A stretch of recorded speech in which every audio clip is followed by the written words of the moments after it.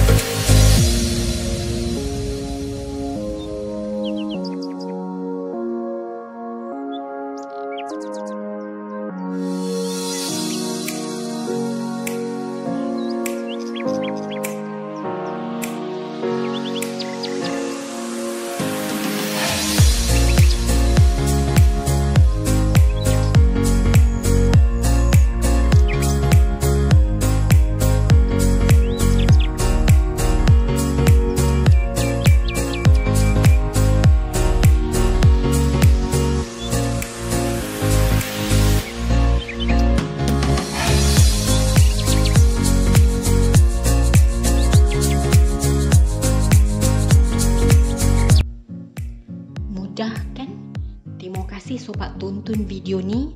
Jumpa lagi dalam video yang lain. Jangan lupa klik subscribe dan like ya. Assalamualaikum. Bye.